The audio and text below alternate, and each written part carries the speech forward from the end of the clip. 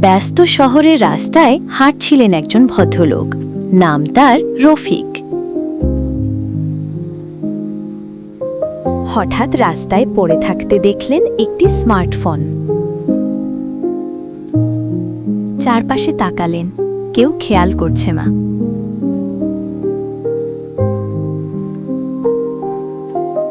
রফিক মনে মনে ভাবলেন, কারোর ফোন হারানো কষ্টের বিষয়।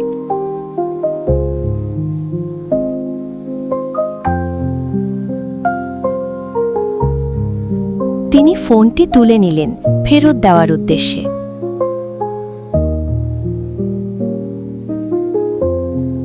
ফোনে একটি কল এলো। আমার ফোনটা পেয়েছেন?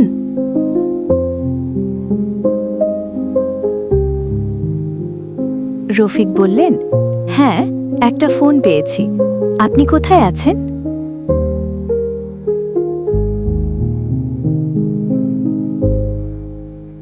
ঠিকানার কথা শুনে তিনি সেখানে যেতে শুরু করলেন।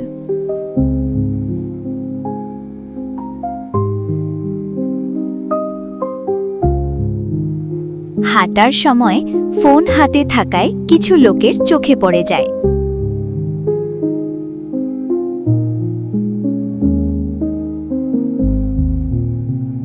একজন ফিসফিস করে বলে, এই লোকটা ফোন চুরি করেছে মনে হয়।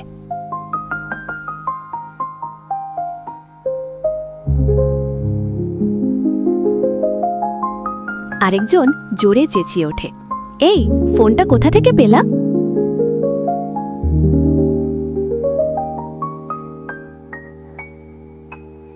রফিক শান্তভাবে বলতে যান, ভাই, আমি ফেরত দিতে যাচ্ছি।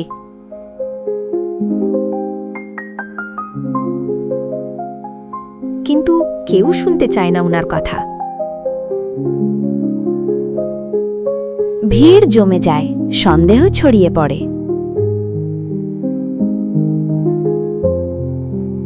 কেউ বলে, চোর ধরো, মারো। এইভাবে তারা ভদ্রবেশে চুরি করে।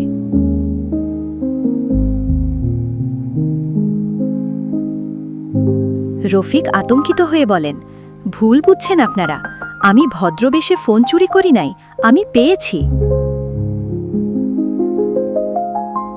কথার শেষ হওয়ার আগেই শুরু হয় ধাক্কাধাক্কি। কেউ একজন হাত তুললে অন্যরাও মারতে শুরু করে।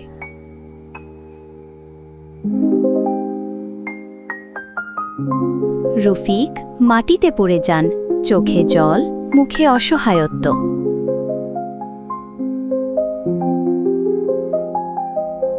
তিনি শুধু বলতেই থাকেন, আমি চোর না। আমি আবারও বলছি, আপনারা ভুল বুঝছেন আমাকে, তাই সন্দেহ করছেন।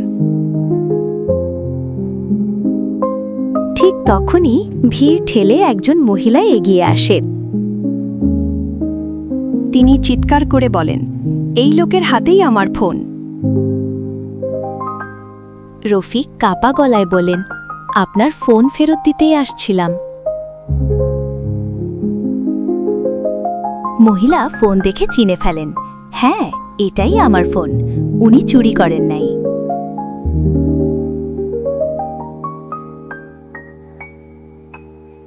ভিড় হঠাৎ নীরব হয়ে যায়। তারা তাদের ভুল সন্দেহ বুঝতে পারে।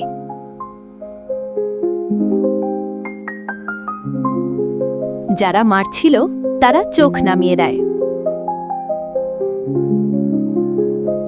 মহিলা লজ্জিত হয়ে বলেন, ভাই, আপনাকে অনেক ধন্যবাদ।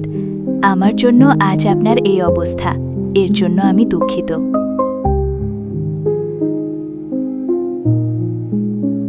রফিক ব্যথা নিয়েও বলেন, ঠিক আছে, কিন্তু সাবধানে থাকবেন, আপনার ফোন পড়ে গিয়েছিল।